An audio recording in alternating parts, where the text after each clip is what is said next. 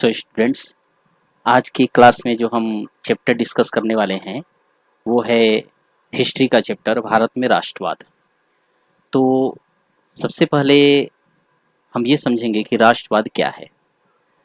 तो चाहे वो भारतीय राष्ट्रवाद हो, चाहे किसी अन्य देश का राष्ट्रवाद हो, राष्ट्रवाद का मतलब ही है कि जब हम अपने देश से लगाव महसूस करने लगते हैं, जब अपने देश के लिए बातें करने लगते हैं, जब अपने देश की अच्छाई या बुराई सोचने लगते हैं, जब हमारी पहचान अपने देश से बन जाती है, तो एक तरह से वो राष्ट्रवाद कहलाता है। राष्ट्रवाद बहुत ही एक बड़ा एस्पेक्ट है, इसके कई सारे आयाम हैं, क्योंकि राष्ट्र में बहुत सारी चीज़ें आती हैं।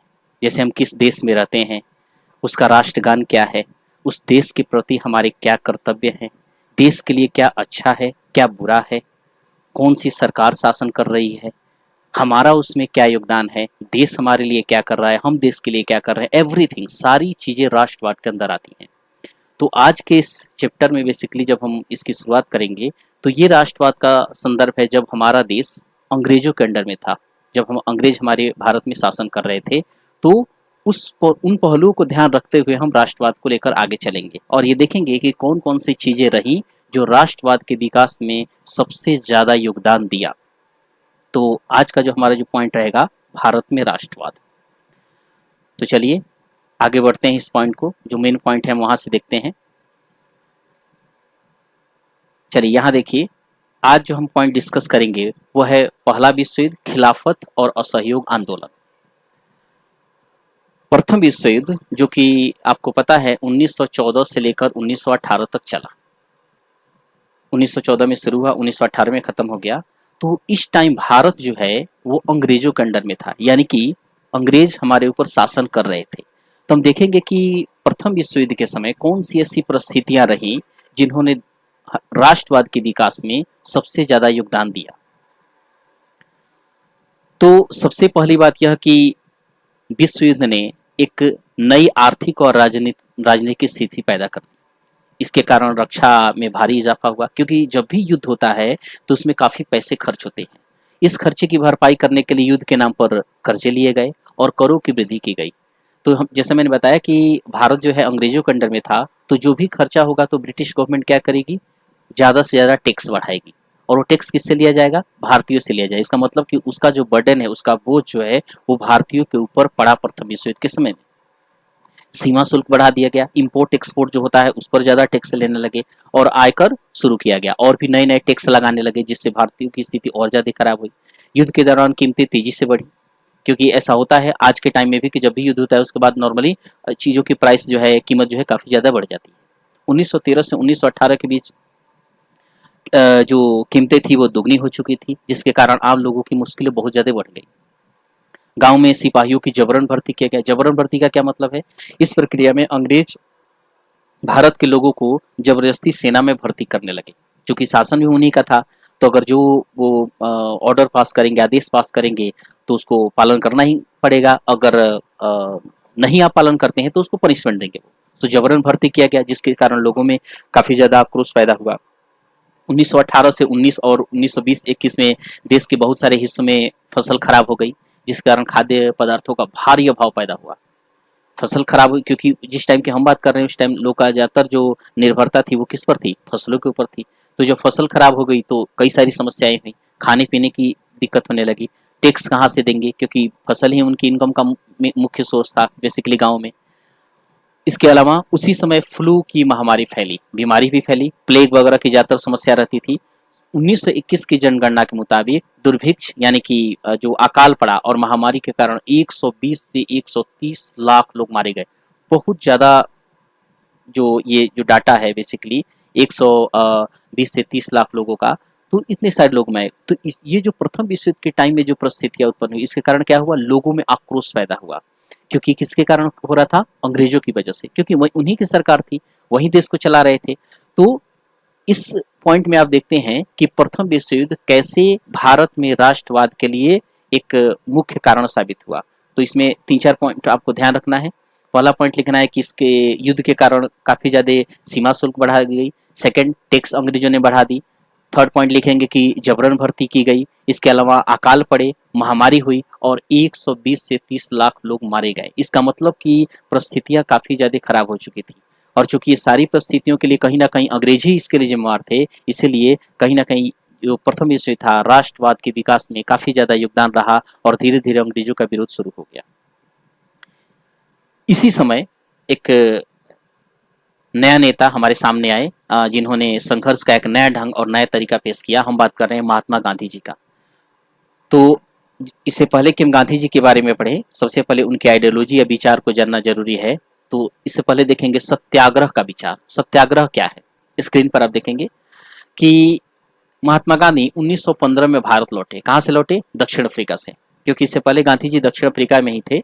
वहां पर भी वे एक व्यापारी के जो मुकदमे के लिए गए थे, लेकिन वहां पर जब गए तो उन्होंने रंग भेद को काफी ज्यादा फेस किया दक्षिण अफ्रीका में और अंग्रेजों की नीतियों को वहीं से वो समझ गए थे। तो 1915 में जब गांधी जी भारत लौटे तो इन्होंने यहाँ पर सबसे पहले सत्याग्रह को लेकर उनका जो, जैसा कि हम जानते हैं कि गांधी जी का जो 2 अस्त्र में थे, सत्य और अहिंसा, इसी चीजों को फॉलो करते हुए गांधी जी ने पूरे भारतीय स्वतंत्रता संग्राम की लड़ाई लड़ी। तो महात्मा गांधी 1915 में भारत लौटे। इससे पहले वे दक्षिण अफ्रीका में थे तथा उन्होंने एक नए तरह के आंदोलन के रास्ते पर चलते हुए वहाँ की जो नस्लभेदी सरकार से सफलतापूर्वक लोहा लिया। नस्लभेदी मतलब कि गोरे और काले के आधार पर भेदभाव करना, जैसा कि अंग्रेज करते थे। तो इस पद्धति को वे सत्याग्रह करते थे। तो सबसे पहले प्रश्न उठता है कि सत्याग्रह का क्या मतलब है? सत्याग्रह का क्या मतलब है? तो हम देखेंगे कि सत्याग्रह के विचार में सत्य की शक्ति का आग्रह और सत्य की खोज पर जोर दिया जाता था। मतलब कि अगर आप कोई आंदोलन कर रहे हैं तो उसमें क्या करना है? सत्य को साथ लेकर चलना है, अकॉर्डिंग टू गांधी जी। जैसा गांधी जी ने कहा कि सत्याग्रह में क्या है कि कोई भी काम करना है तो आपको उसको बल प्रयोग नहीं करना है, क्योंकि गांधी जी की आइडियोलॉजी में नहीं था कि बल प्रयोग करेंगे उनको मारेंगे पीटेंगे, नहीं, सत्य के साथ आगे बढ़ना है।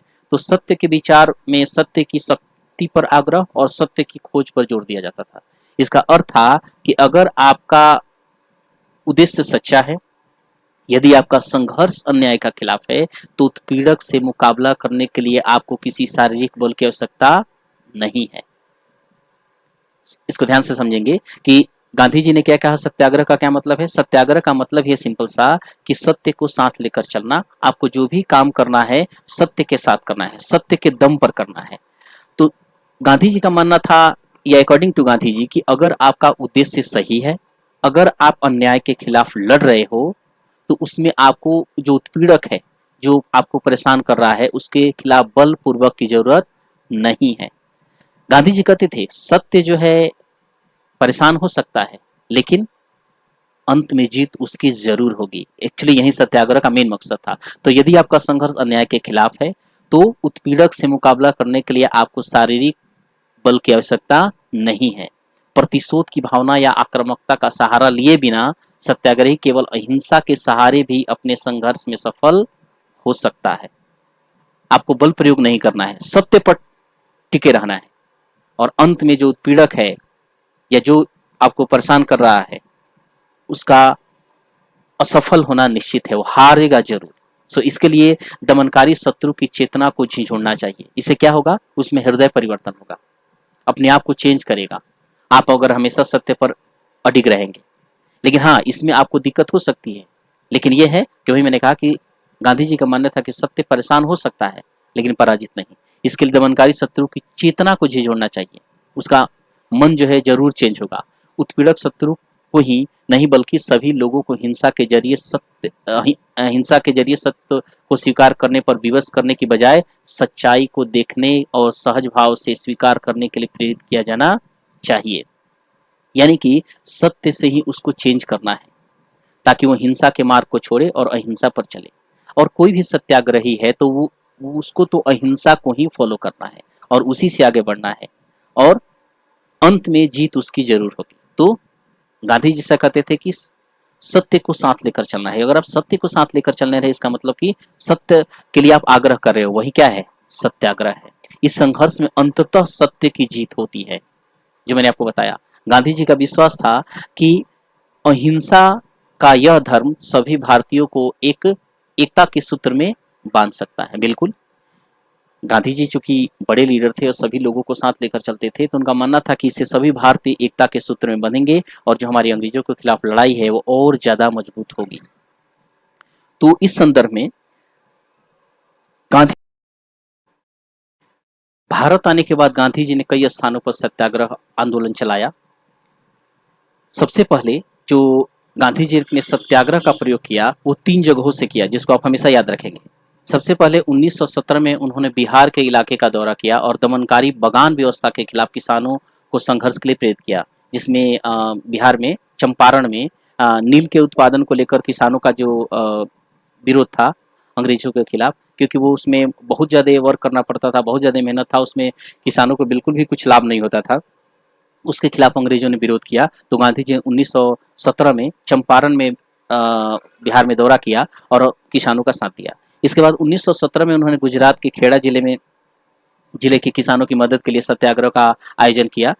इसमें क्या था कि फसल खराब हो जाने और प्लेग की महामारी के कारण खेड़ा जिले के किसान जो थे लगान चुकाने की हालत में नहीं थे। वे चाहते थे कि लगान वसूली में ढील दी जाए और इसके लिए गांधी जी ने उनका साथ दिया और उनकी मांगों को जायज ठहराया।